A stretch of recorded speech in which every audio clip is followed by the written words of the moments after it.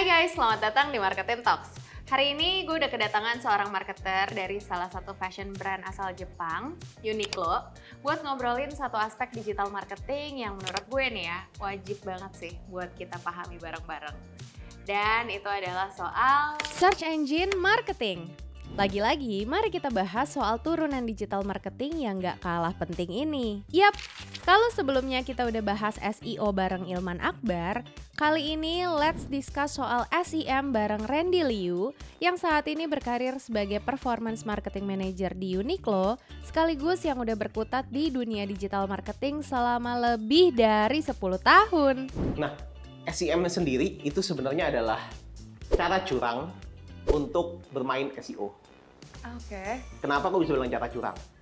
Karena basicnya adalah imagine berapa banyak kategori yang dimiliki oleh Uniqlo dari innerwear, tops, bottoms dan segala macam untuk dibuatkan artikel dari SEO supaya kita di posisi satu.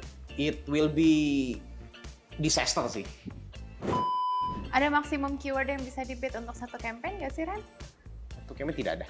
Jadi kayak kita sebenarnya masukin sebanyak mungkin keyword yang kepikiran sama kita tuh sah-sah aja ya? Sah. Budgetnya kuat gak?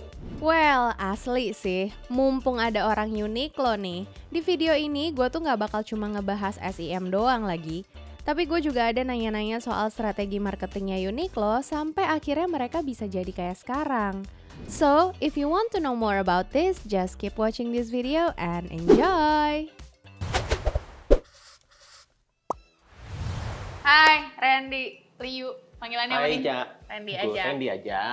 Thank you banget udah mau menerima undangan marketing buat ngobrolin digital marketing. Sama-sama, thank you juga kesempatannya udah diundang untuk ngobrol di marketing posisinya.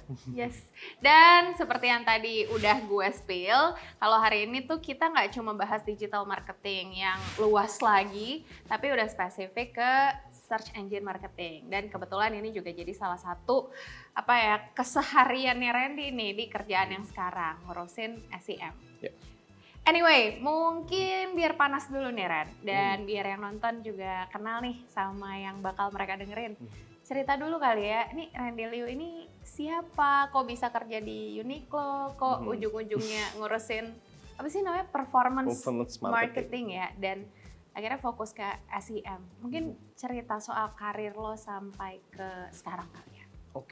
Oke. Thank you. Nah, sebenarnya gue juga masuk ke Uniqlo bisa dibilang ya mungkin gak sengaja juga kali ya posisinya. Tapi pertama kalinya ketika masuk ke dunia marketing, aku bisa dibilang termasuk orang yang beruntung sebenarnya. Kenapa? Karena pada saat itu aku masuk ke dalam suatu startup, salah satu startup di Indonesia yang bisa dibilang itu sebenarnya startup kecil aja. Dan itu 10 tahun yang lalu.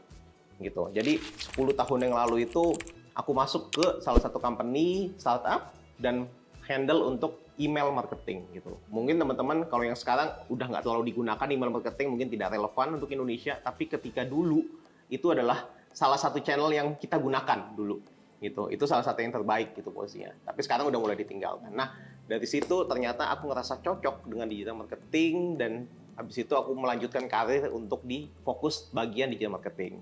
Nah, di situ aku mulai deh masuk ke beberapa company gitu. Salah satunya mungkin yang bisa aku sebut itu adalah Sociolla. Gitu. Aku juga sempat ada di Sociolla cukup lama, sekitar 3,5 tahun ada di Sociolla. Lalu abis itu aku pindah juga ke retail company. Nah, baru nih mulai ketemu titiknya kenapa aku ujung-ujungnya bisa masuk ke Uniqlo gitu. Karena ketemunya di retail di sini gitu. Dimana ini adalah mungkin teman-teman pernah tahu Mother Care, ada ELC untuk orang tua, untuk parents, lalu ada juga Coach, Kate Spade. Jadi ini adalah satu company yang menghandle untuk brand-brand tersebut yang punya lisensi untuk Indonesia gitu. Lalu dari sini aku pindah lagi ke sempat pindah ke TikTok sebentar, agency, tapi ternyata aku bukan yang cocok untuk bermain di area agency posisinya gitu. Jadi cuman sebentar di TikTok, habis itu aku pindah lagi ke retail lagi. Nah, jadi makanya makin kebentuk retail posisinya. Nah, di retail ini lagi aku masuk ke Max Fashion dan juga Baby Shop. Oke. Nah, jadi ini makin kebentuk nih, masuknya ke retail nih posisinya daripada ke e-commerce yang spesifik e-commerce gitu. Baru dari sini aku pindah lagi ke Uniqlo gitu. Di Uniqlo ini aku handle untuk bagian performance marketingnya, untuk bagian aplikasi dan juga untuk websitenya gitu. Jadi itu yang aku sekarang lagi kerjain dan kurang lebih 10 tahun sih aku udah berkecimpung di digital marketing, dari megang handle untuk spesifik untuk bisnisnya itu sendiri dan juga untuk klien-klien yang lain gitu posisinya gitu. Jadi ya kurang lebih 10 tahun menjalan 11 tahun. Oke, nah soal ini kali ya sedikit ya Ren, soal digital marketing itself. Tadi kan lo cerita kalau misalnya di awal tuh dulu ngerjain email marketing. Dan setahu gue emang email marketing part of digital marketing juga. Tapi kalau untuk belajar yang lain-lainnya, terus kayak sampai ke performance, terus sampai kayak ke SEM-nya, itu tuh lo tertarik untuk mendalami itu tuh gimana dan pas kapan awal ceritanya gitu?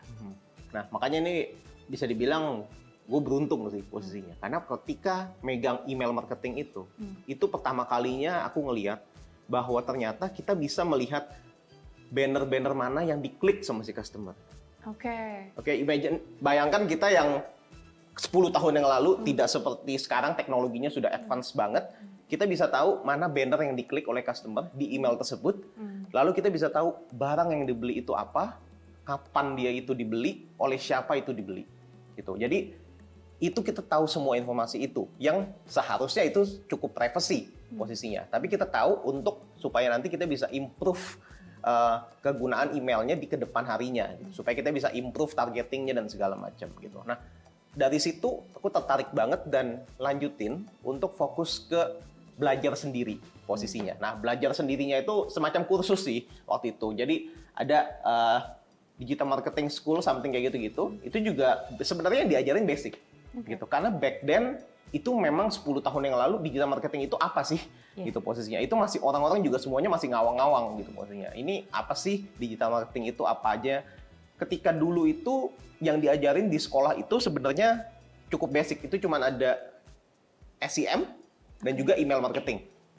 Oh justru SEM ya? SEM dan email marketing. Cuma ada dua ini. Oke, malah nggak ada SEO? Apa gimana? SEO itu jatuhnya lebih ke organic posisinya. Oh yang ini tuh yang... Nah ini yang untuk advertisement. Oh oke. Gitu. Nah kalau SEO kita mesti bikin artikel terus-terusan tuh. Nah aku nggak kurang cocok lah di bidang itu. Gitu. Nah ini di bagian SEM sama email marketing. Gitu. Jadi dari sini ternyata barulah mulai ada namanya Facebook Ads. Facebook Ads baru deh belajar sekalian. Jadi Facebook Ads keluar itu aku udah di depan komputer langsung nyobain tuh. Langsung nyobain. Gimana nih cara pasangnya, gimana nih segala macam. Karena basicnya adalah kurang lebih hampir sama sebenarnya. Gitu. Selama kita udah ngerti, oh cara pasangnya gini, oh tujuannya ini, objektifnya ini, targetnya ini, itu kita bisa ngelakuin semua. Jadi di situ aku mulai kayak, wow ternyata ini iklan yang sangat efektif dan kita bisa tahu, kita bisa bilang, oke ini efektif, ini tidak. Kita bisa ganti yang lain. Dan satu hal yang bikin aku paling tertarik itu adalah kita bisa melakukan testing dan hasilnya kelihatan banget gitu. Kita bisa targeting untuk customer kita, bisa langsung targeting ke 50% misalkan. Dan itu enak banget. Kalau demen kayak eksperimen bisa banyak banget hal yang dicoba sih. Nah, mungkin soal Uniqlo lagi deh nih, karena cukup kepo ya sama Uniqlo, apalagi kalau ngomongin SEM gitu, ngomongin iklan Uniqlo, sering banget tuh gue lagi nyari apa, toto nongol aja di paling atas. Cuma itu nanti kita bahas. Yang gue penasaran adalah sebenarnya nih Uniqlo ini, kalau lo boleh cerita, dia tuh overall marketing strateginya tuh seperti apa, dan kayak posisi SEM tuh porsinya seberapa gede? Karena ini nongol mulu nih si brand ini gitu ya. Kolaborasi ada, billboard ada di mana-mana. Jadi gue bingung sebenarnya dia tuh main di semuanya atau gimana sih? Boleh cerita dikit soal itu nggak? Sebelum nanti kita bahas spesifik SEM. Bukan cuma Uniqlo tapi in general. Oke. Nah, basically untuk Uniqlo-nya sendiri sebenarnya kita semua tahu. Mungkin untuk Jabodetabek semua orang udah tahu tentang Uniqlo posisinya. Jadi iklan yang kita lakukan itu sudah tidak sporadis seperti beberapa tahun ke belakang posisinya. Karena kita lebih targeted. Karena tujuan dari Uniqlo adalah bukan untuk mengenalkan brandnya lagi. Itu sudah ada. Gitu. Berdasarkan survei-survei yang kita punya, kita melakukan market research, kebanyakan orang sudah tahu, lebih dari 80% orang sudah tahu tentang Uniqlo. Gitu. Jadi kita sudah bukan ada di fase tersebut, gitu. Tapi kita ada di fase di mana untuk meyakinkan customer bahwa kita ada produk berkualitas dan don't worry to try gitu posisinya. Karena salah satu konsep yang kita miliki di Uniqlo sendiri itu adalah untuk meningkatkan taraf hidup dari customer-nya sendiri. Gitu. Meningkatkan kualitas hidup dari customer itu. Gimana caranya? Dengan having konsep namanya lifewear. Gitu. Jadi konsep lifewear ini yang dipegang bukan cuma di Uniqlo Indonesia, tapi di global, gitu, di satu dunia, gitu. Uniqlo punya udah di berbagai country udah pada punya Uniqlo, gitu. Dan konsep ini yang dibawa di semua country. Maksudnya apa sih lifewear ini? Tujuannya basically adalah ketika Uniqlo menciptakan satu produk, let's say salah satu teknologi yang mereka buat itu adalah Airism. Gitu, Airism. Nah, mungkin kalau belum coba, mesti dicoba, gitu. Karena salah satu teknologinya adalah itu kita bahannya lembut, ringan, dan salah satu yang paling menonjol itu adalah tidak mudah lecek. Gitu, tidak mudah lecek gitu. Jadi imagine ketika kita membeli item ini, kita nggak perlu setrika lagi. Menurutku itu helpful banget.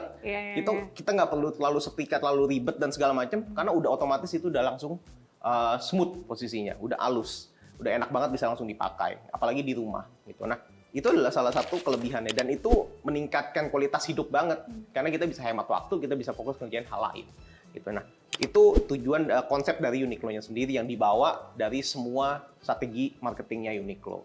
Nah, dari situ itu yang ditekankan untuk masuk ke setiap lini posisinya, entah itu dari ETL, entah itu BTL, entah itu digital out of home atau out of home sendiri. Itu semua dilakukan. Hanya saja memang seperti yang tadi aku mention, fokusnya bukan untuk awareness yang dimana memberitahu bahwa kita adalah Uniqlo, kita adalah brand clothing. Coba kita dan segala macam. Bukan ke sana lagi, tapi lebih ke memberitahu ke customer bahwa kita ada untuk kalian, kita ada untuk customer gitu. Seperti sekarang momennya adalah momen Ramadan, gitu. Nah, yang dilakukan oleh Uniqlo adalah memastikan bahwa customer tahu bahwa Uniqlo pun merayakan Ramadan, gitu posisinya. Jadi otomatis di toko-toko kita pun style-nya akan style Ramadan posisinya. Tidak misalkan normal aja nih nggak melakukan apapun gitu. Nah, tapi kita akan juga merayakan Ramadan, gitu posisinya. Nah, itu yang kita coba push dari berbagai tempat yang kita punya, gitu. Dari sisi awareness, kita tetap menggunakan traditional marketing channel seperti billboard, digital billboard itu pun masih kita gunakan gitu karena itu tetap nggak bisa dipungkirin sangat masif dari sisi reach-nya gitu dan itu maksudnya kita lakukan. KOL itu pun tetap kita lakukan either dari nano, micro itu semuanya kita gunakan sampai mega juga kita gunakan gitu. Kemarin kita sampai sekarang salah satu brand advocate kita kan ada Maudy Ayunda gitu. Nah, itu sampai sekarang masih kita lanjutkan gitu. Jadi kurang lebih strategi marketingnya adalah masih fokus ke Indonesia pastinya karena kita ngelihat Indonesia sendiri juga marketnya sangat luas. Cuman memang kalau kita ngomongin Jabodetabek hampir semuanya udah ke-cover sama toko Uniqlo. Tapi kalau di luar kota masih belum banyak Uniqlo sebenarnya. Jadi sebenarnya target lainnya adalah untuk expand di luar Jakarta, posisinya Jabodetabek. Gitu. Tapi gini deh, salah nggak tepat nggak kalau gue menyimpulkannya gini, strategi marketingnya Uniqlo tuh sebenarnya bukan yang kayak terlalu complicated untuk dipahami, karena memang mereka tuh fokusnya mengomunikasikan yang lifewear tadi, tinggal bentuknya aja yang beda-beda di setiap platformnya, dan juga fokus ke gimana caranya gue menyampaikan pesan yang udah dirumuskan tadi di awal, terus kayak ya udah nih, oh kalau misalnya main di ATL ya bentuknya kayak gini, main di out of home bentuknya kayak gini. Tapi kuncinya tuh ya pesan itu tadi. Is that correct? Yep, betul. Oh, oke. Gitu. Karena ya as we know, salah satu kendala di Indonesia adalah education. Gitu. Dan kita nggak bisa pungkirin Uniqlo bukan item yang murah. Itu kita bisa tahu gitu. Dan gimana nge-convince customer bahwa dengan harga segini kalian bukan mendapatkan barang murahan, tapi kalian mendapatkan barang yang sangat berkualitas, bahkan bisa meningkatkan kualitas hidup kalian itu sendiri. Oh, paling kalau misalnya dikait-kaitin sama turunan strateginya, selain dari komunikasi tadi, mungkin lebih kayak merhatiin seasonnya juga kali ya. Kayak misalnya sekarang Ramadan, berarti fokus message-nya dikaitin sama Ramadan. Ntar pas season apa, dikaitin sama itu juga. Tapi di luar itu, ada lagi nggak sih? Kolaborasi kayaknya jadi sesuatu yang ini juga Kalau ya? kolaborasi itu udah, Sedikit dong. itu campaign dari global. Oh, Gitu. oke. Jadi kalau misalkan kita ada kolaborasi, itu satu dunia kita kolaborasi di tanggal yang sama, launchingnya di tanggal yang sama, semuanya sama posisinya. Tapi satu lagi deh, kepo doang nih, mumpung ada orang unik lo nih ya. Walaupun nanti ngobrolin SEM, gue pengen nanya satu hal. Pernah collab sama ini nggak sih, kayak pihak lokal? Karena kan setahu gue kayak collabnya banyak kan sama IP global ya memang. Tapi ada yang pernah collab sama pihak lokal nggak sih? Ada localized strategy something nggak sih di Uniqlo tuh? Kita ada sama, terakhir kita ada sama Kopi Tuku juga, kita sempat kolaborasi. Oh gitu? Sama Emang Kopi pernah? Tuku. Tapi bukan untuk dalam hal clothing ya posisinya. Oh, Bukan dalam oke. hal kita bikin baju yang ada merchandise tukunya, enggak. enggak. Tapi lebih kayak kita kolaborasi dengan Tuku ketika kita ada opening store, kita bergabung dengan Tuku. Jadi ketika ada customer yang datang di opening store kita dan belanja sekian, itu bisa mendapatkan Tuku dan something seperti itu. Jadi kolaborasi seperti itu yang kita lakukan dengan lokal brand.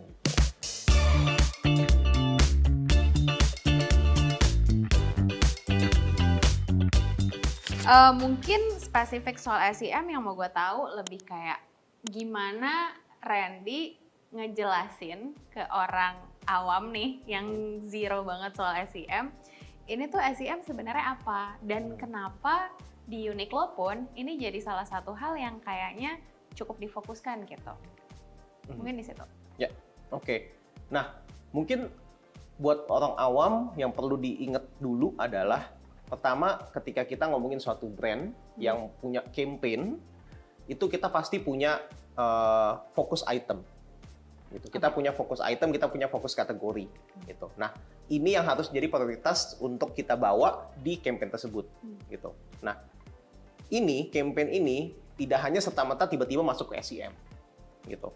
SEM itu adalah supporting, balik lagi, SEM itu adalah salah satu supporting channel yang ada di digital marketing, gitu. Dan digital marketing itu ada banyak banget, gitu. Ada social media yang lebih fokus bisa menggunakan untuk di bagian awareness level, gitu. Untuk awareness level, creating buzz, creating top of mind, creating untuk virality dan segala macam, itu di bagian situ. Ketika itu sudah ada, let's say kita membicarakan contohnya untuk sekarang Uniqlo sedang banyak produk untuk hari raya. Biasa kita fokusnya ke baju koko, let's say. Nah, di baju koko ini kita akan fokus untuk terus menggunakan baju koko ini untuk keyword ini posisinya. Supaya ketika customer mencari baju koko, dia bisa tahu dia bisa belanja di Uniqlo. Poinnya adalah ke situ. Tapi dari awareness ini, customer kan tidak serta-merta tiba-tiba ke toko atau langsung beli online gitu.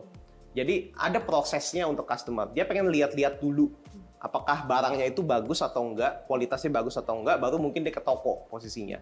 Nah, SEM itu ada di part yang di tengah-tengah gitu. Jadi setelah awareness ada consideration. Nah, di bagian consideration ini disinilah bagian SEM itu berperan gitu. Karena kita harus memastikan ketika customer ada yang mencari baju koko, kita harus available. Jangan sampai ketika customer mencari baju koko, yang keluar malah marketplace lain. Otomatis awareness yang awalnya udah kita bangun, jadi fail. Karena ternyata malah kelempar ke brand lain posisinya. Nah, SEM ini berperan untuk memastikan bahwa customer yang tadinya sudah kita infokan di awal, edukasi di awal mengenai baju koko, masuknya tetap ke Uniqlo. Bukannya masuk ke website lain. Gitu. Karena banyak sekali distraksi sekarang ini gitu. Entah itu di berbagai platform itu banyak banget distraksinya gitu. Jadi ketika customer mencari, kita harus make sure kita selalu ada di posisi paling pertama gitu. Nah, supaya memastikan keseluruhan campaign ini successful at the end gitu. Karena dengan customer sudah mencari keyword untuk baju koko tersebut di Google Search atau di SEM, artinya mereka sudah memberikan intensi. Mereka sudah memberikan atensi untuk item tersebut. Mereka pengen nyari lebih lanjut tentang itu. Nah, itu yang kita coba untuk capture dan kita jaga supaya akhirnya adalah converting at the end gitu. Convertingnya bisa di mana aja, either itu di toko atau di online gitu posisinya. Jadi peran SEM di mana? Peran SEM adalah untuk memastikan customer ini tidak pindah ke tempat lain gitu. Gue punya pertanyaan lanjutan, tapi gue lagi berusaha menyusun kata-katanya dulu. Jadi gini, tadi kan Randy cerita kalau si SEM ini tuh sebenarnya peran besarnya di yang kedua kan, di consideration kan. Artinya kan kalau memang kita berbicara soal funnel, dia kan ada awareness dulu ya. Tapi kan kalau gue ngebayangin journey gue di search engine gitu kan, ketika gue ngetikin keyword kan gue nggak ngetikin keyword bersama dengan brandnya. Jadi gue ngetikin cuman kayak baju koko misalnya, atau baju apalah, kaos polos. I have no idea what brand yang mau gue cari gitu, tapi gue mau cari produk ini. Nah artinya kan gue langsung lompat ke consideration ya. Berarti SEM itu akhirnya bisa nggak dijalankan, ini pertanyaannya, bisa nggak sih dijalankan tanpa kita repot-repot nge-build awareness-nya dulu? Kalau memang tahapannya tadi awareness baru consideration dan menjaga customer supaya tidak pindah, tapi kalau ngebayangin journey di Google search-nya kayak gitu, berarti dia bisa nggak langsung loncat? Ya udah nyasar orang yang emang udah di tahap consideration aja, tanpa kita perlu make sure dia udah aware sama brand kita. Bisa banget, tetap bisa gitu. Karena SEM tanpa ada demand itu useless. Gitu. Kalau nggak ada, kita bikin keyword nih misalkan baju koko, tapi musimnya bukan musim baju koko, nggak ada pencarian, nggak ada pencarian, otomatis even kita pasang SEM-nya pun nggak ada yang nyari posisinya, volume pencariannya berkurang. Berarti yang harus di make sure tuh demand-nya. Gitu. Jadi mungkin kalau baju koko mungkin akan spike-nya ketika bulan Ramadan. Gitu. Lalu mungkin kalau untuk winter item mungkin masuknya di bulan Oktober, November, Desember, itu baru akan winter season tuh posisinya. Nah, sebenarnya tidak harus ada awareness level yang seperti tadi itu dibilang, tidak harus. Tapi kita harus memperhatikan apakah keyword yang mau kita bid itu masih ada pencarinya atau tidak. Demand-nya tersebut gitu. Kalau demand-nya masih oke dan ternyata barang yang kita atau item yang kita bid untuk keyword-nya tersebut masih masuk ke untuk daily occasion, daily basis itu masih sangat bisa. Itu kayak misalkan salah satunya kita contohin baju kotak-kotak deh. Baju flanel gitu. Baju flanel itu bisa dipakai kapan aja. Gitu, baju flanel. Kemeja flanel itu kita jalanin tiap hari. Gitu. Kita jalanin tiap bulan, selalu jalan. Kenapa? Karena itu tidak kenal season. Gitu. Itu bisa dipakai kapan aja gitu. Dan juga itu bahannya tahan lama gitu. Jadi hal-hal seperti itu sangat bisa dilakukan, tapi kita harus tahu juga mana yang masih atau kita sebutnya sebagai evergreen campaign gitu. Jadi dia tidak pernah mati posisinya. Dia akan selalu jalan dan selalu bisa capture kalau misalkan ada yang mencari posisinya gitu. Nah, itu yang bikin SEM menarik gitu. Karena kita tidak bisa masuk ke awareness level. Gitu. Yang tadi kita balik lagi, kita nggak bisa nih masuk ke awareness level karena kalau tidak ada demand, kita nggak akan muncul.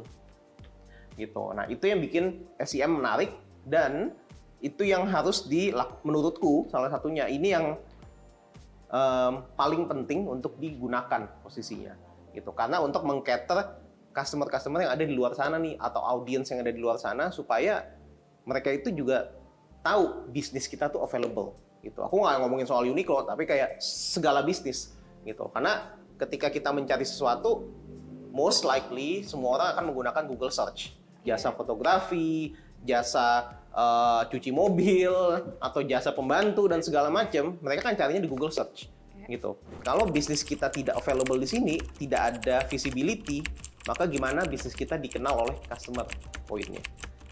Gitu. Quote of the session ya. Tapi gue punya sedikit bantahan, tapi bukan ngajak ribut ya.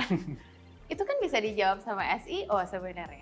Intention, karena speaking of intention, memang ketika kita berbicara soal website dan social media, itu memang kan cara mainnya beda. Tapi kan SEM itu bayar. Dan ini nih, ini yang menarik, tiba-tiba kepikiran soal Uniqlo sendiri gitu ya.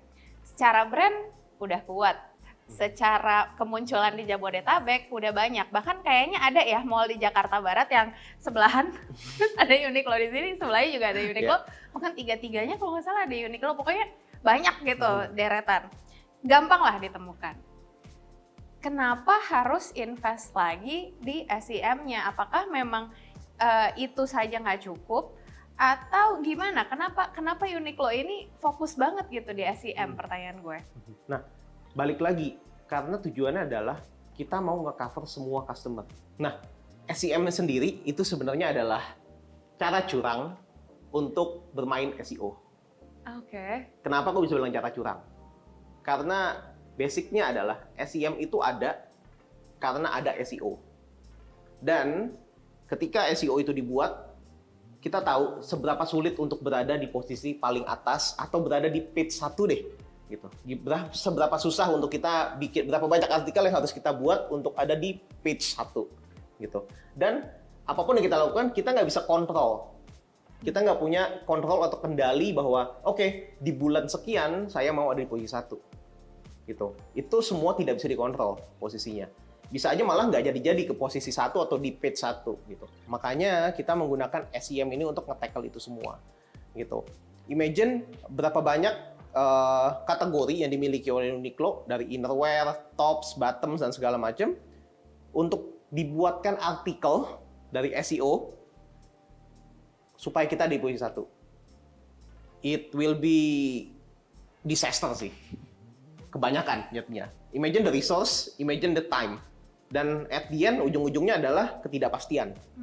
Gitu. Karena gimana pun ceritanya, kita akan competition-nya itu akan sama marketplace besar posisinya. Yang fokusnya mungkin lebih ke SEO. Gitu. Nah, SEO bukan salah satu fokus dari Uniqlo. Posisinya. Kita lebih prefer menggunakan SEM untuk tackle during peak period gitu posisinya. Gitu. Jadi di situ peran SEM ini untuk kita make sure bahwa kita tetap available walaupun kita kalah posisinya dari marketplace lain. Oke. Gitu.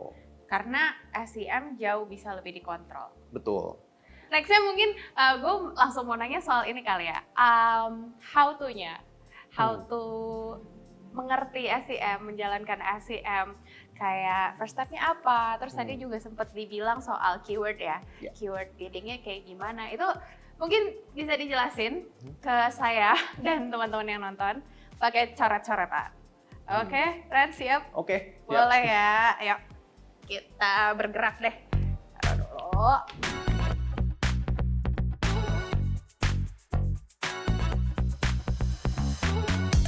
Oke, Ren, boleh dijelasin SEM for beginner.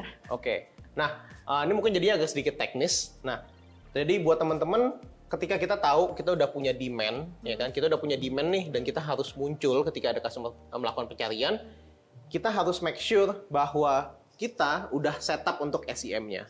Nah, setup untuk SEM-nya, yang pertama yang kalian harus tahu dulu adalah mengenai customer journey, gitu. Prinsipnya adalah kita mesti paham dulu dari sisi customer, gitu. Jangan sampai kita sebagai pengiklan, kita malah membuat iklan berdasarkan pengiklan, gitu posisinya, oke? Yeah. Jadi kita harus memposisikan diri kita sebagai yang akan mendapatkan iklan kita, posisinya. Nah, jadi pertama journey-nya adalah customer mungkin akan masuk ke Google Search, misalkan. Ke Google Search, Google atau apapun itu, entah itu Bing, ada Yandex dan segala macam. Ini adalah salah satu dari search engine. Jadi SEM itu nggak cuma ngomongin soal Google Search, gitu. Tapi ada berbagai macam search engine di luar sana, gitu posisinya. Nah, even TikTok itu juga termasuk salah satu search engine. Saat ini. Instagram juga termasuk posisinya. YouTube juga, ya kan? Kita mencari sesuatu di YouTube, how to something, solusi atau cari video YouTube seperti yang sekarang ini kita belajar digital marketing juga bisa, gitu. Nah, dari sini customer akan masuk ke halaman pencarian. Halaman pencarian.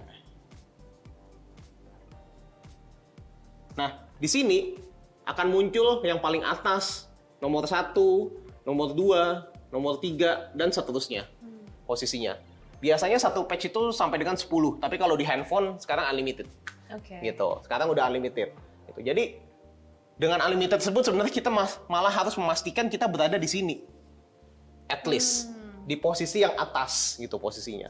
Nah, gimana caranya supaya kita berada di posisi yang atas ini? Karena yang paling penting adalah posisi di atas ini, gitu loh. Ketika ada surveinya, aku lupa datanya, tapi yang pasti ketika sudah semakin ke bawah, CTR atau click through rate itu semakin turun dan turunnya drastis. Jadi misalkan aku lupa data exactnya, tapi bisa jadi sekitar 80% itu klik di pertama, lalu dropnya bisa 60% di yang kedua, lalu ketiga bisa sampai udah 30% dan seterusnya. Gitu. That's why muncul di paling atas itu menjadi sangat-sangat penting. Betul. Penting sekali untuk berada di posisi paling atas. Nah, jadi pertama dari sini kita tahu nih tujuan kita apa dulu, gitu. Kita mau supaya ada di posisi paling atas dan tidak dan make sure kayak ketika customer mencari kita ada available. Oke. Pertama kita mesti tahu dulu item atau barang yang mau kita jual posisinya, gitu. Nah, misalkan di sini kita membicarakan soal baju, misalkan kita baju. Oke, kita punya baju, kita punya kategori baju yang mau kita fokusin. Oke. Nah, baju ini kan sebenarnya punya banyak sekali variasi. Oke. Nah, kita harus ditentukan variasinya yang mana, gitu. Karena kalau kita ngomongin baju, ini bisa banyak banget variasinya.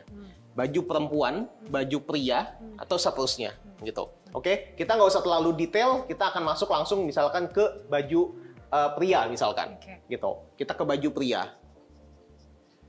Baju pria ini akan kita fokusin di testing ini. Nah, di sini kita udah dapat baju pria dan selanjutnya gimana?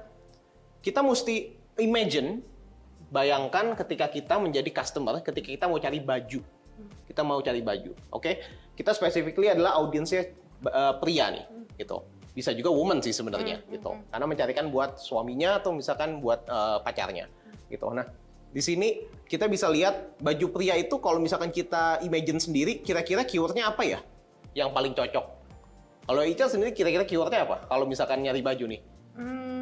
Tergantung season sih kadang-kadang, atau tergantung motif, atau tergantung tujuan. Biasa baju pria untuk liburan.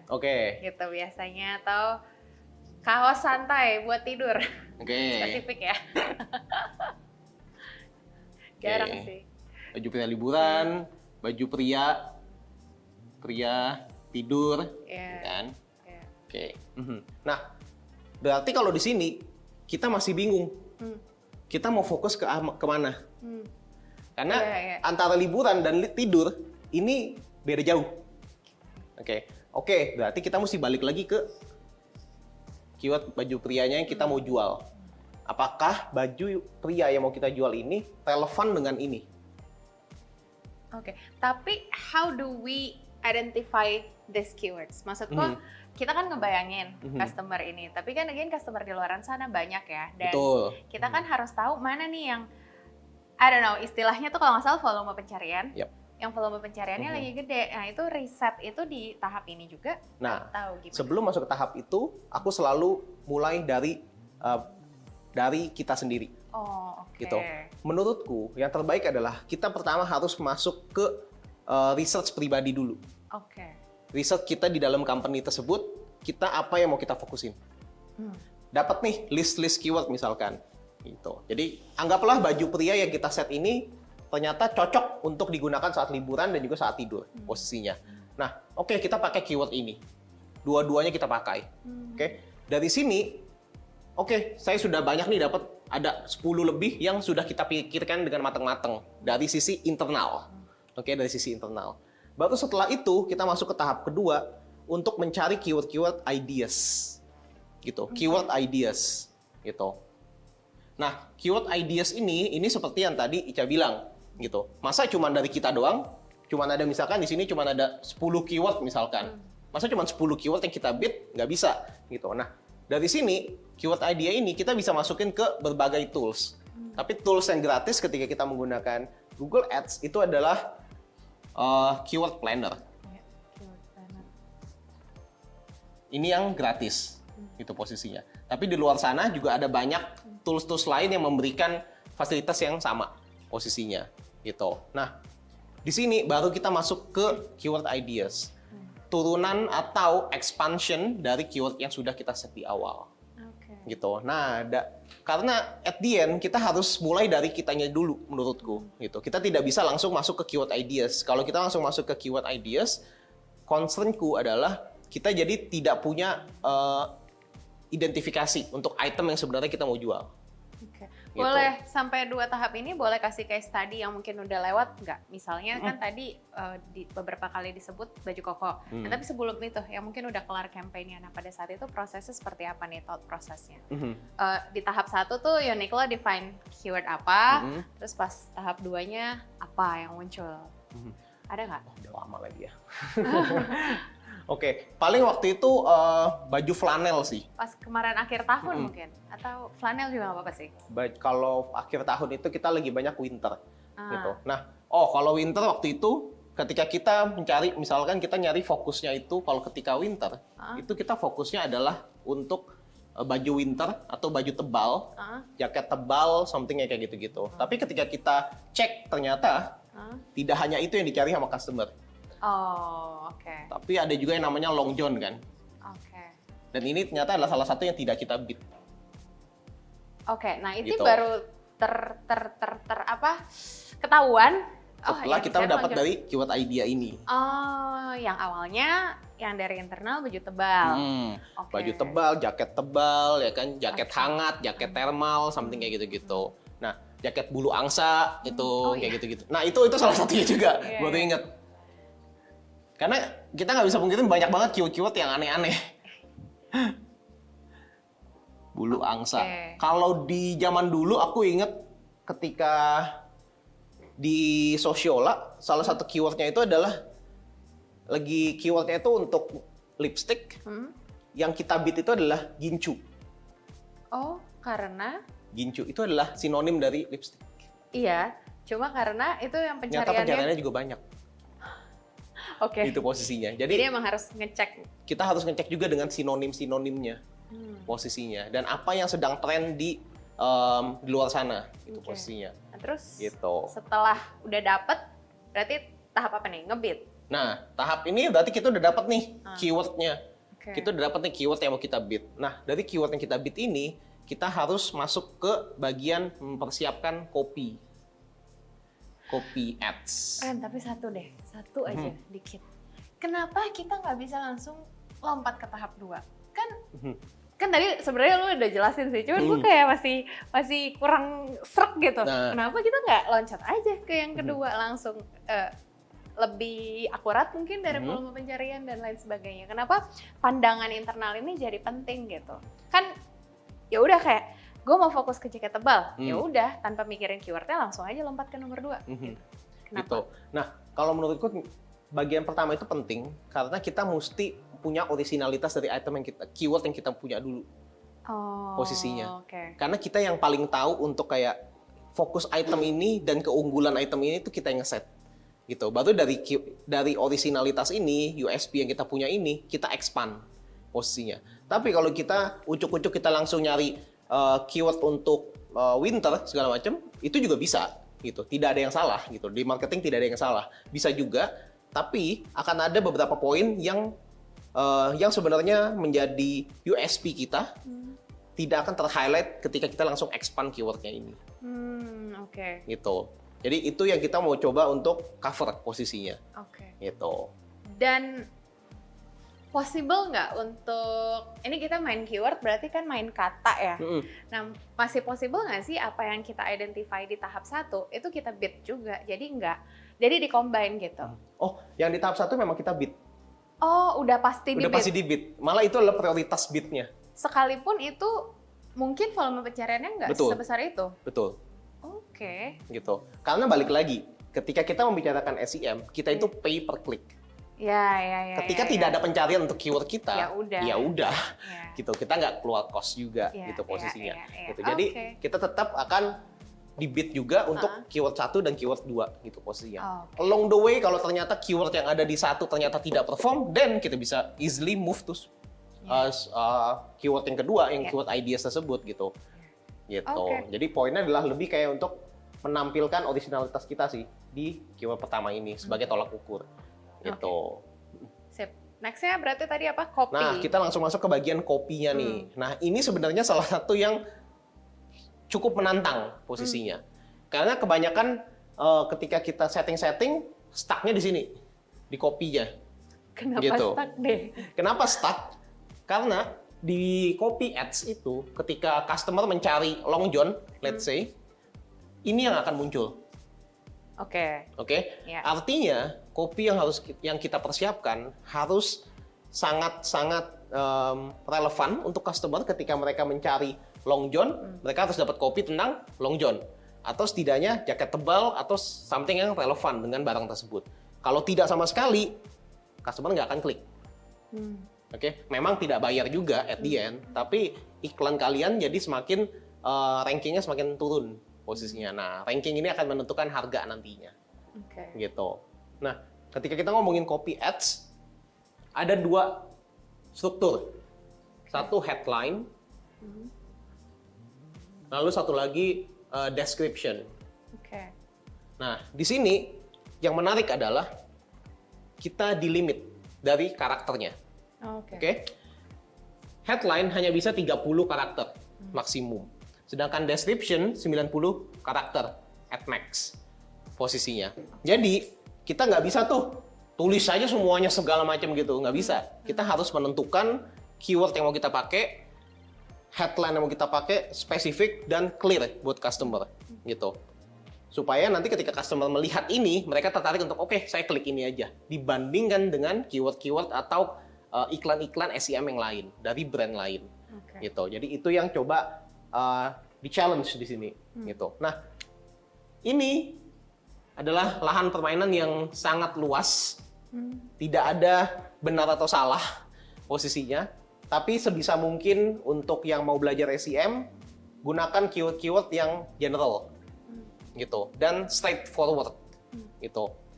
Kenapa namanya headline dan hanya 30? Karena dia akan ada di paling atas ketika pencarian. Kayak judul artikel gitu lah ya. 3 judul artikel. Dia akan selalu yang paling atas dan font size-nya pun lebih besar.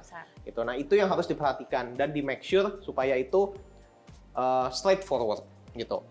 Nah, jadi di sini sebisa mungkin kalau misalkan ada promo pun bisa di sini. Gitu. Misalkan kita ngomongin Long John. Oke. Berarti kita ngomongin koleksi, misalkan koleksi Winter 2024 misalkan terbaru atau stylish misalkan. Iya. Oke. Pokoknya kita jual lah ya, kita manfaatin lah ya si headline ini. Oke. Gitu. Nah, ini yang kita jual. Lalu kalau misalkan kita punya topik lain yang mau kita jual, fasilitas, bisa diretur, bisa diantarkan ke rumah, bisa diambil di toko, apapun itu bisa ditaruh di description. Kenapa? Karena description punya 90 karakter. Gitu. Kita bisa taruh di sini, misalkan bajunya tahan lama, misalkan tahan lama, bisa diretur apabila kekecilan, bisa dikembalikan, bisa ditukar misalkan kalau kebesaran, dan berbagai penawaran tambahan, dan berbagai penawaran lain gitu Okay. posisinya. Dan itu bisa ditaruh di description ini sebanyak mungkin supaya customer oke, saya coba deh, saya klik dan saya lihat itemnya. Gitu. Jadi ini sebenarnya adalah yang paling berpengaruh setelah kita menentukan keyword. Gitu. Anyway, masih ada pertanyaan, cuma karena saya udah pegel ya, mari kita duduk lagi. Oke. Thank you so much Randy udah dijelasin. Sip.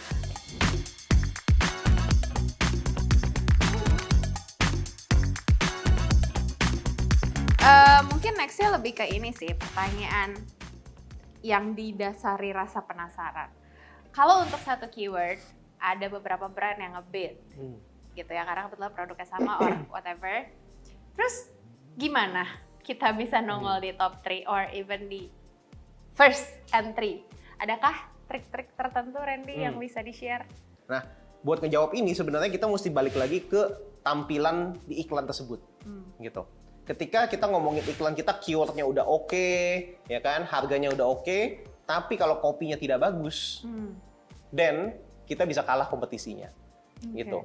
Oke, jadi ketika imagine dari sisi customer, kembali lagi dari customer ngelihat iklan kita itu, dia nggak peduli kita setting keyword atau segala macam. Yang customer lihat hanya hasil pencarian yang mereka cari. Nah, yang muncul itu apa? Copy. Nah, copy headline dan juga copy description yang tadi kita udah set. Gitu. Nah, kok brand lain juga pasti melakukan hal yang sama.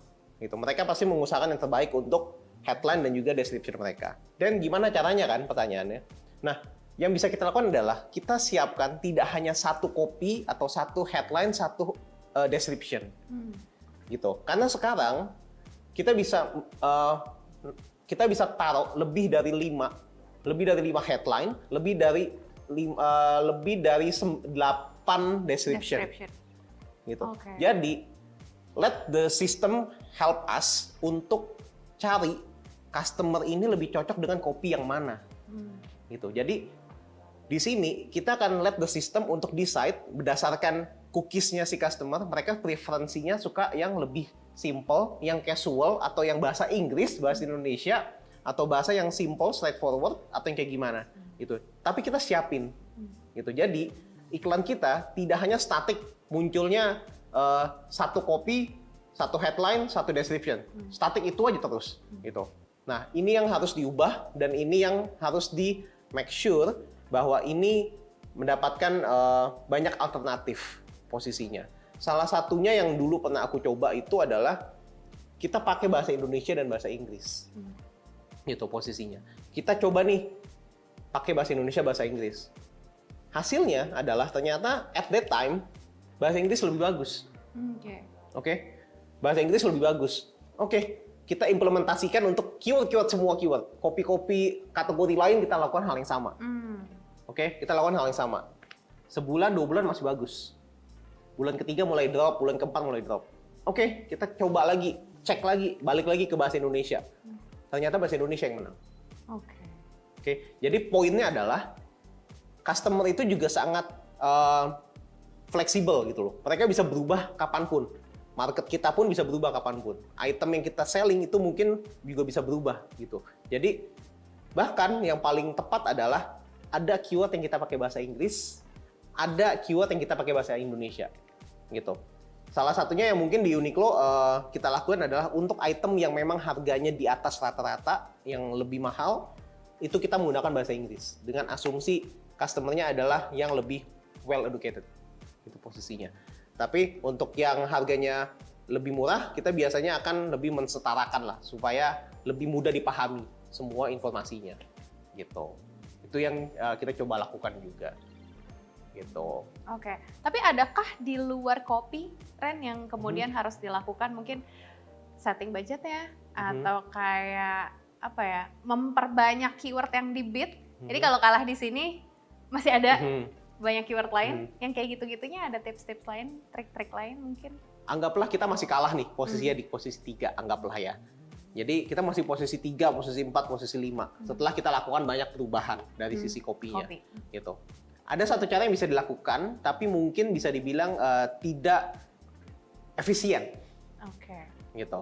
Mungkin efektif, tapi tidak efisien. Gitu. Yaitu adalah meningkatkan maksimum bidding untuk keyword yang kita kalah tadi. Oke, anggaplah kita kalah nih untuk keyword baju koko. Di posisinya di posisi 5. Gimana caranya ya supaya ada di posisi 1, dan yang sebelumnya kita cuma mau satu keyword maksimum untuk satu klik kita berani bayar Rp2.000. Dan ini harus di-increase menjadi 5.000 untuk contohnya gitu. Dan Google pasti akan naikin keyword kita untuk jadi mungkin posisi 2 atau posisi 1 posisinya. Balik lagi dari sisi budget itu tidak efisien gitu. Nah, tapi yang bisa dilihat adalah apakah setelah kita ada di posisi atas resultnya membaik atau tidak gitu. Kalau tidak membaik, saranku mendingan kita mencari keyword lain, alternatif keyword. Then we are not winning di keyword tersebut gitu. Jadi mendingan kita cari di keyword yang lain untuk difokusin gitu. Itu sih paling. Ada maksimum keyword yang bisa di-bid untuk satu campaign nggak sih, Ren? Untuk campaign tidak ada.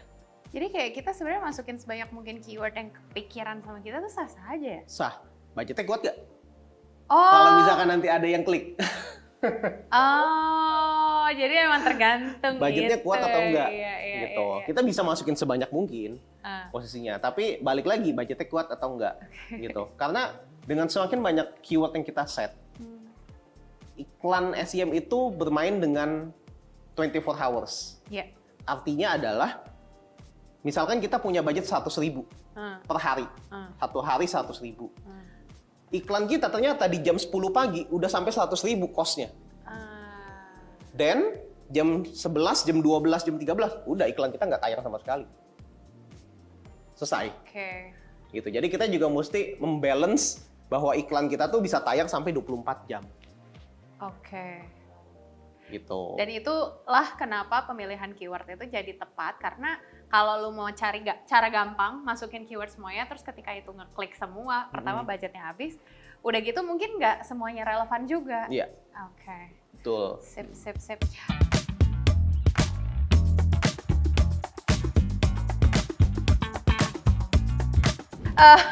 Mungkin nextnya langsung ke pertanyaan terakhir kali ya, Ren. Gue mau nanya soal ini kali ya. Sejauh yang gue tahu sebagai pengguna internet, kayaknya iklan yang lebih sering nongol itu di social media gitu. Atau di luaran sana banyak digital marketer yang mengencourage brand untuk beriklan di social media dibanding sama SEM gitu. Dan jujur sebagai pengguna internet, gue sendiri jarang banget sih memang buying sesuatu dari keyword yang gue ketikin. Jadi kadang ya udah cari langsung di marketplace-nya, atau langsung ke tokonya, atau langsung ke website brandnya gitu.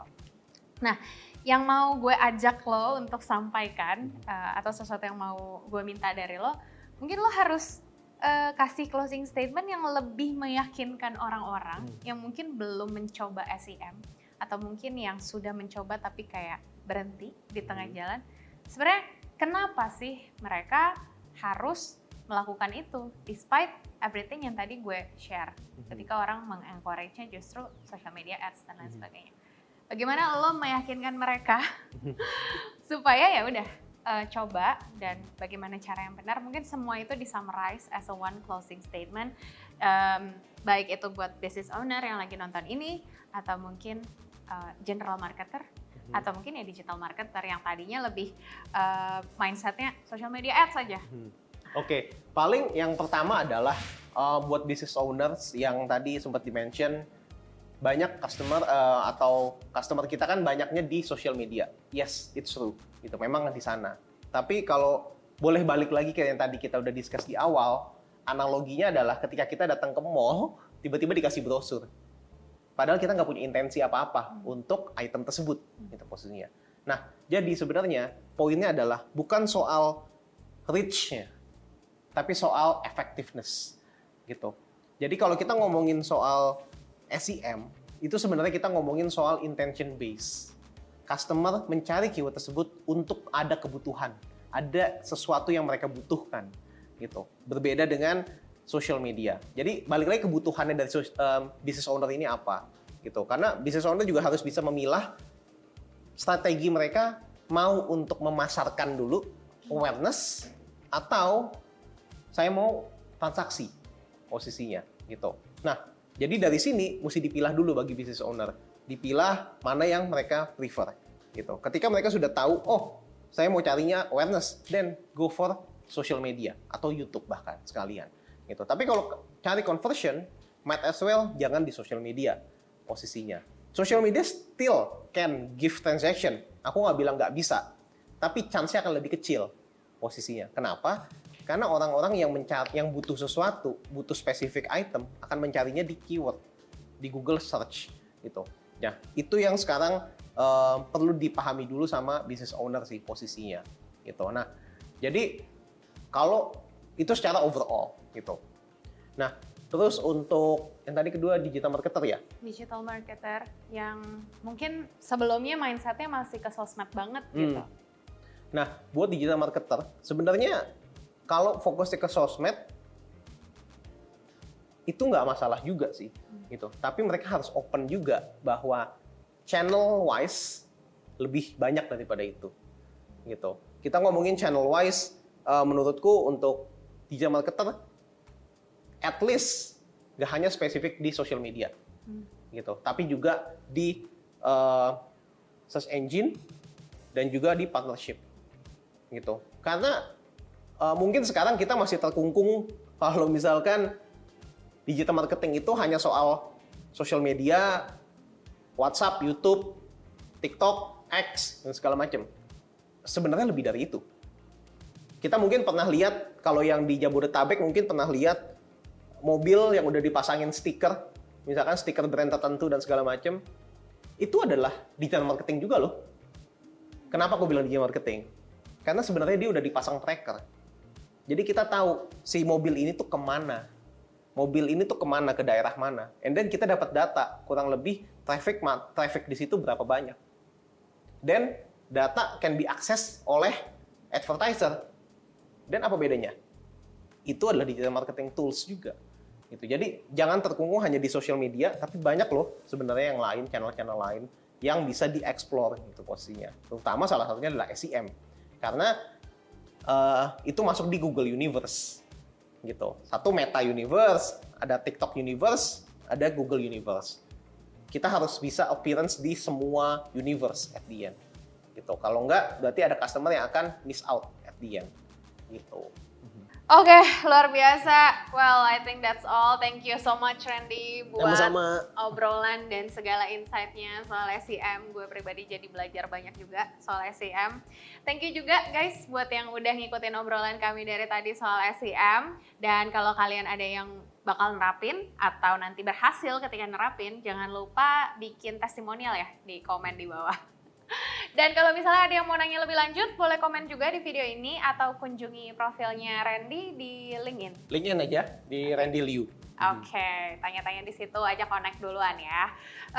Oke, guys, jangan lupa like video ini, share juga biar makin banyak yang nonton, subscribe juga, dan tungguin video marketing lainnya. Thank you, dadah!